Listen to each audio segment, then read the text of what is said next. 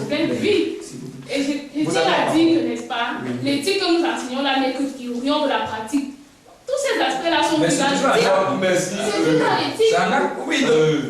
Donc vous déplorez le fait que dans le système éducatif, l'enseignement de l'éthique n'est pas effectif. Ce n'est pas pratiqué sur le terrain. Que c'est totalement absent.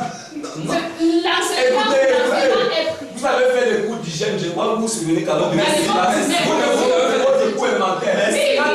Quand on dit qu'avant de manger, il faut se laver les mains. C'est une éthique, madame. C'est une éthique, mais est-ce que... Mais comment vous pouvez dire... Comment vous dites que on le pratique ou pas? Est-ce que cela ne revient pas?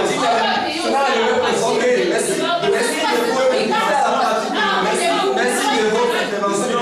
Je vais passer la parole à Monsieur Koa, qui tout à l'heure avait déjà beaucoup à dire. Et je le vois étouffer d'idées. Et je crois que son ventre également bouillonne d'idées, ça volcanise, ça pèse. Monsieur, vous avez la parole. C'est l'enseignant que nous formons qui me fait croire que, qui me fait douter de ses compétences et de ses visions intellectuelles. Parce que, écoutez, quand elle dit que il y a des bacs à ordures dans la ville, mais l'élève choisit de jeter les ordures. Et que la société choisit de jeter les ordures là, à tout à côté. Mais je vais vous poser une question, madame. Est-ce que vous pensez que cela, c'est de la faute du système si on ne parle, si l'élève ou les pratiques ne pratique pas cette éthique-là? Nous, on fait notre travail. Il s'agit de transmettre, n'est-ce pas, les connaissances aux individus. Maintenant, le pas est de pratiquer cette éthique. Nous n'allons pas transmettre et pratiquer à la fois. Donc, vous n'allez pas pratiquer. Non, nous pratiquons, nous qui enseignons, nous pratiquons. Elle a bien dit, vous ne pouvez pas pratiquer pour eux. On ne peut pas pratiquer pour eux. Vous avez la parole, oui, vous avez d'autres. Oui, je vais revenir, n'est-ce pas, au partenariat. Le professeur Ngoumou a fait allusion à cela tout à l'heure. Je vais y revenir en disant simplement que les responsables de la filière géographie de l'université de Tchang, n'est-ce pas, ont organisé un colloque qui tiendra lieu en avril prochain 2014. Ils ont organisé ce colloque avec la filière géographie de l'université de Paris-Sorbonne. Ce colloque, ils vont dépêcher une délégation qui viendra. Cela se tiendra ici à Tchang en avril.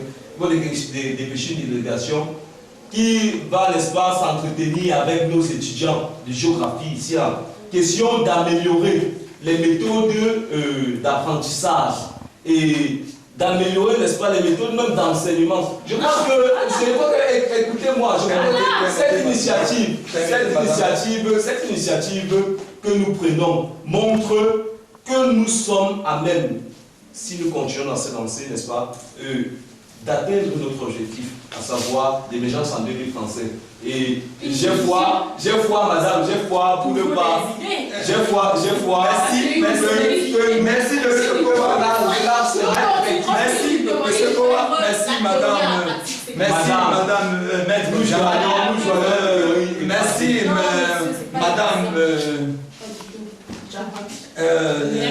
madame Daigne, et enfin au professeur Boumou. Je vais revenir tout simplement pour donner l'occasion à chacun d'exprimer, de faire un bilan ramassé de toutes ces idées en 1 minute. Alors je vais commencer par Maître Diane qui va chuter. Maître Diane, vous avez la parole. Je vous remercie.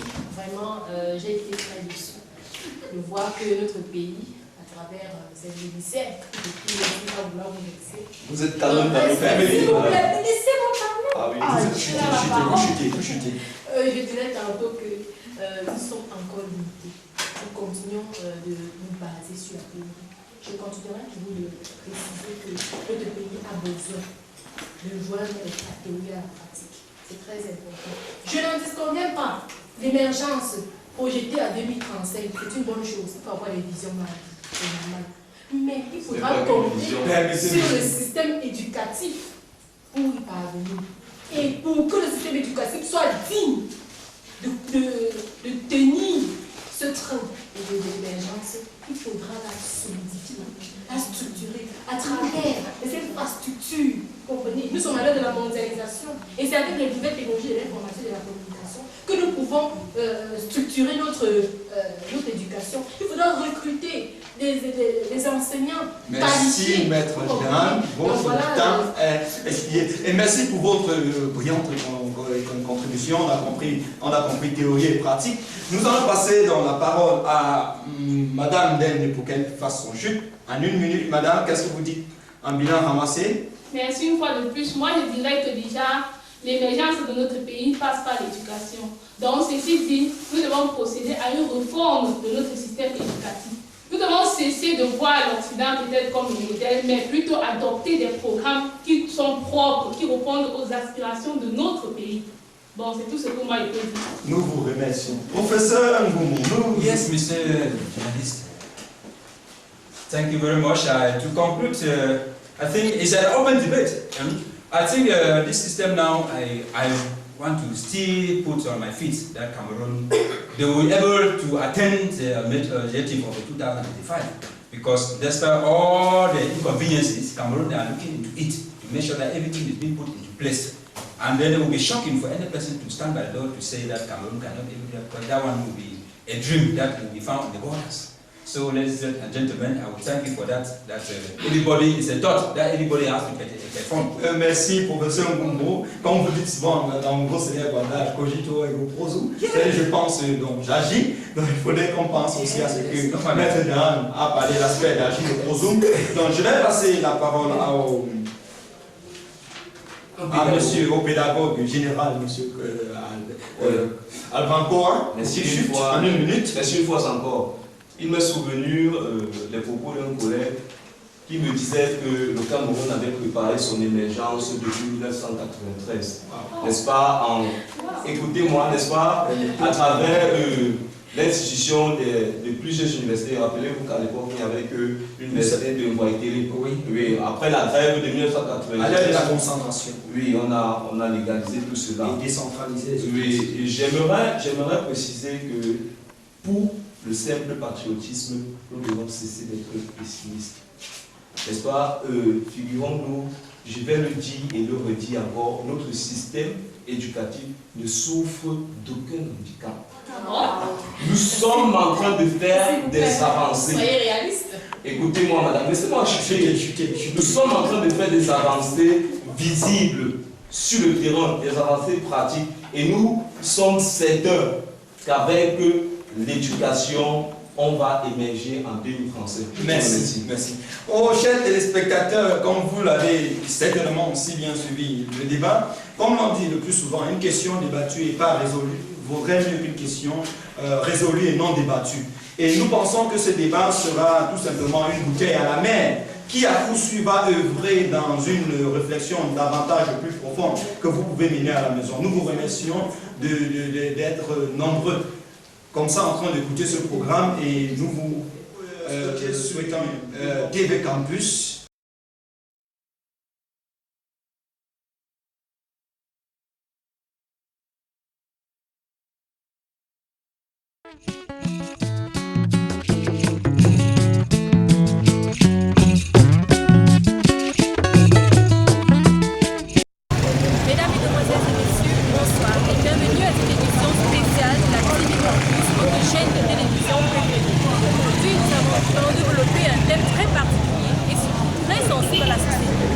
De la diversité culturelle.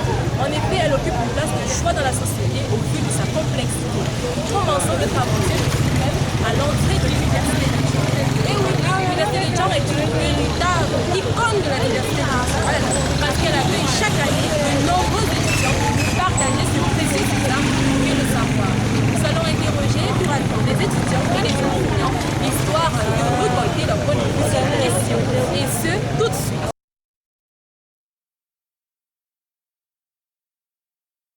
L'université de Tchang accueille chaque année des milliers d'étudiants avides de savoir. Ils viennent des 4 coins du Cameroun, mais aussi des pays étrangers. C'est dire qu'elle est un véritable rendez-vous des cultures. Mais qu'en est-il du foisonnement de ces cultures? L'université de Tchang donne lieu à de nombreuses associations culturelles qu'organisent chaque année des journées culturelles. Comment les étudiants perçoivent-ils la diversité culturelle au sein du campus universitaire?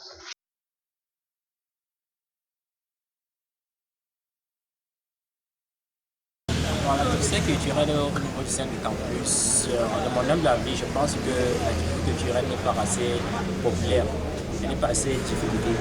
Donc nous voyons ici que au sein du campus, le recteur de l'université de Jean, bien l'administration ne permet pas que certains villages ou certains élus viennent au sein du campus seulement imposer les différents danses traditionnelles. Donc nous voyons plus cette culturelle que dans le fan club. Ceux qui au plus souvent sont en train de représenter les différentes cultures et les différentes danses de certains villages. Ma culture, moi je la maîtrise pas assez bien. Donc je parle juste légèrement, mais pas couramment comme le moment du village. Je pense que c'est une tendance de l'identité. Dans la sorte que lorsque ces soirées culturelles sont vraiment mises en œuvre, nous ne voyons pas seulement dans la salle les gens qui font partie de ces cultures, de cette activité culturelle. Donc nous voyons d'autres gens qui essaient, donc certaines personnes qui invitent leurs amis de venir participer pour qu'ils puissent connaître de quoi il s'agit, de ce qui se passe aussi dans le village. Donc c'est ce qui fait en sorte que moi je ne dirais pas que c'est un repli sur soi. Donc il permet aussi de montrer dans l'environnement ou bien au sein ou bien en d'autres personnes de voir la culture encore, de voir sont capables de faire la culture. La diversité culturelle est une bonne chose. Moi je trouve que ça fait partie de notre richesse nationale. Donc ce que je pourrais ajouter, c'est que la diversité culturelle nous valorise et ça nous magnifie. Maintenant, en ce qui me concerne, je parle très peu, mais je comprends très bien.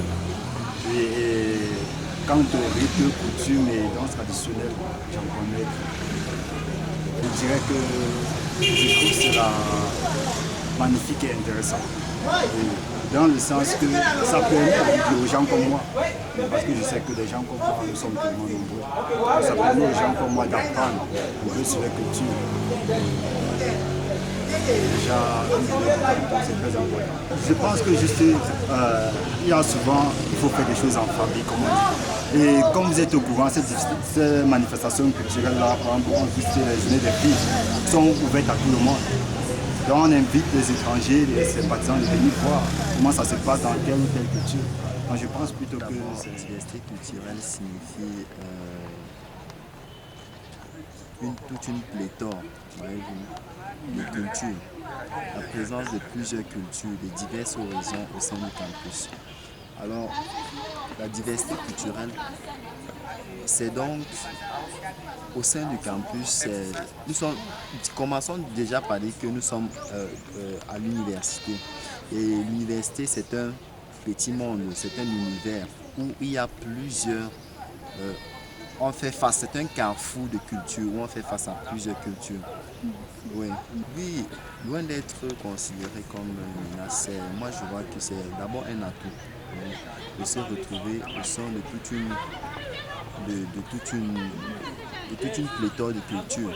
Là, ça me permet généralement aussi de savoir quelle est la façon de penser les autres, quelle est la façon d'agir les autres. C'est déjà un atout. Ça me permet aussi de mieux comprendre, de mieux apprendre sur les autres. Et il faut aussi quand même tout donner que quelquefois on rencontre le fait qu'on soit plongé dans toute cette pléthore de cultures. Quelquefois on rencontre aussi c'est souvent difficile de pouvoir comprendre les autres parce que étant face, n'est-ce pas, aux gens qui agissent parfois différemment de votre façon de penser. Tu vois un peu, ça crée souvent des petits problèmes d'entente et autres. Okay. Mais bon, disons que c'est un plus. C'est un plus à gagner. S'il m'était donné l'opportunité de primer davantage ces journées de la fille-là, moi je le ferais. Donc j'apprécie réellement ce geste-là. Parce que nous sommes dans un univers où beaucoup de gens, à un siècle où la culture, je vais dire quoi, la culture peut-être camerounaise, même africaine, est en voie de disparition. Et ce n'est qu'à partir des différentes journées culturelles, différentes festivités, que ces gens-là, ou encore ces étudiants, ces jeunes permettent encore c'est à partir de cela qu'ils réassouvissent le désir même de leur culture. C'est à partir de ces journées culturelles que eux, ils expriment. Ça pousse même les autres à pouvoir aimer davantage leur culture, à laisser un peu l'Occident. Et revenir, comprendre que nous avons des choses un peu plus importantes qu'il faut mettre en pratique dans nos cultures. Et moi, je prends toujours part généralement à ces journées de filles. Journée de la fille Bacham, journée de la fille Bassa, journée de la fille Etone, journée de la fille Bangwa, ainsi de suite. Moi, je prends toujours part à cette journée de la fille où je découvre beaucoup de choses. Ce n'est pas du tout. Pour moi, la diversité culturelle, c'est l'existence de plusieurs cultures au sein d'une société. Voilà ce que je peux entendre par diversité culturelle. La diversité culturelle est un atout, en ce sens que les étudiants viennent de partout, du nord, du sud, de l'est, de l'ouest du Cameroun. Et il y a même des étudiants étrangers qui viennent s'intégrer au sein du campus. Et chacun côtoie la personne qui ne fait pas partie de sa culture. Et pour moi, je vois que c'est un atout. On apprend à vivre avec celui qui n'est pas de notre culture. Je ne peux pas dire que je maîtrise ma culture, mais j'essaie à mon niveau de la maîtriser. Les étudiants organisent beaucoup de journées culturelles. Je pense déjà que c'est très bien parce que aujourd'hui, avec la culture, avec la jeunesse qui s'acculture et voir déjà que des jeunes Camerounais s'intéressent à leur culture, c'est une bonne chose. Donc ces journées que les gens organisent, pour moi c'est très bien et j'encourage déjà. J'encourage. Comment je fais pour valoriser ma culture au sein du campus? Déjà, avec des personnes de mon village, j'essaie de temps en temps de parler en langue. Oui, et déjà certains amis. Oui, bon, les gens de mon ethnie, quoi. On essaie un peu souvent de dialoguer en langue. Et souvent, à mes camarades, je leur apprends comment on dit bonjour en ma langue, qui est déjà le Romala, on dit Otia. Ouais, je leur apprends comment on dit bonjour en ma langue maternelle. Et on fait ça souvent régulièrement et aussi comment on m'apprend comment on dit bonjour en leur langue. Et de temps en temps aussi, je leur parle des mères de mon village, qui est le Nkui par exemple. Oui. Le thème diversité culturelle pour moi, il permet de comprendre que dans diversité, on voit déjà plus d'une seule, donc c'est-à-dire deux ou plus. Et associé à la culture, moi je comprendrais que c'est la présence de plusieurs cultures en un seul milieu. La diversité culturelle devrait être un atout pour tout le monde parce que le fait de se côtoyer, le fait que les cultures multiples se côtoient, cela permet que chaque culture différente de l'autre acquiert de nouvelles informations qui peut être bien pour l'émergence de sa culture. Le fait de ce côtoiement entre les différentes cultures permet une amélioration de nos mœurs. Je l'ai dit en principe, la diversité culturelle devrait être un atout. Mais il faut aussi regarder, le côté négatif de la chose. Il existe beaucoup de cultures qui pensent que, beaucoup de cultures qui aiment s'ériger en culture supérieure. Et là, la diversité culturelle deviendrait donc une menace. Oui, je maîtrise ma culture un peu, juste un peu. Au sein du campus, ma culture, pour moi, ce qui entre dans ma culture, ce sont mes habitudes alimentaires, c'est l'éducation que moi j'ai reçue de mes parents, chez les miens. C'est tout cela qui forme ma culture. Et la façon pour moi de la manifester au sein du campus, je vais plutôt m'appesantir sur l'éducation que j'ai reçue. L'éducation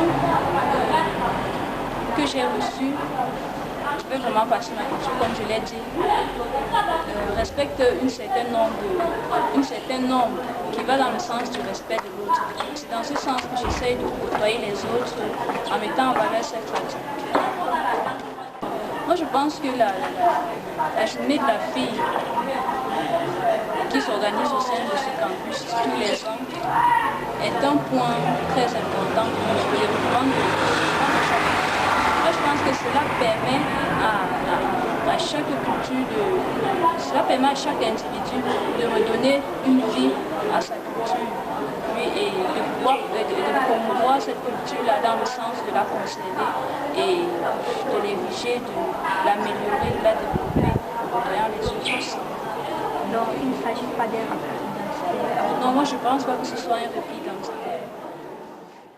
L'université de Tchang met à la disposition des étudiants une panoplie de filières spécialisées dans la promotion de la culture étrangère, telles que les lettres d'expression française, les lettres bilingues, les lettres trilingues et bien d'autres. Même la culture camerounaise s'en trouve ravie à travers la filière des langues et cultures camerounaises, créée récemment par le département d'études africaines. Le délégué de la dite filière nous en dit plus. Merci pour l'occasion que vous m'offrez d'en dire un mot. La diversité culturelle, en fait, quand on parle de diversité, vous et moi, vous comprenez la pluralité culturelle. Pluralité culturelle, diversité culturelle, c'est donc de ça qu'il est question. Et le Cameroun, c'est un pays diversifié sur le plan culturel et aussi linguistique. Donc, quand on parle de diversité culturelle, ça renvoie à toutes les différentes langues qui sont parlées au Cameroun, toutes les ethnies du Cameroun. C'est en gros ce dont il est question quand on parle de la diversité culturelle. Et chaque peuple a ses spécificités. Voilà. Et le Cameroun, en fait, compte 4 grandes aires culturelles. Il y a l'aire culturelle gracienne,